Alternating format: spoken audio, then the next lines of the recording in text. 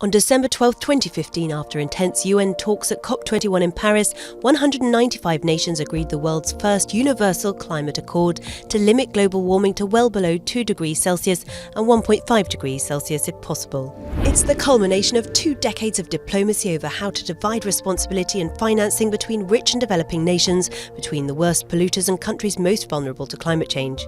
Developing countries are set to receive a minimum of $100 billion a year from 2020 when the deal takes effect. Since the first Summit on Sustainable Development in 1972 in Stockholm, environmental issues have slowly crept up the international agenda. The 1992 Earth Summit in Rio de Janeiro laid the foundations of green diplomacy. It resulted in the United Nations Framework Convention on Climate Change.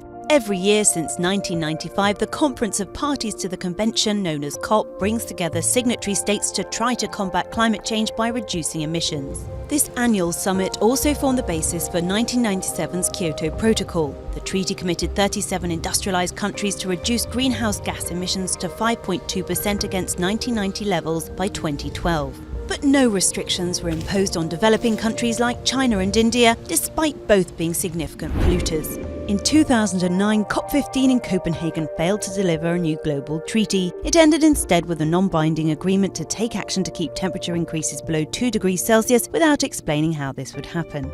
The COP17 summit in 2011 resulted in the Durban Platform for Enhanced Action, committing countries including the United States and China to deliver a new legally binding agreement in 2015.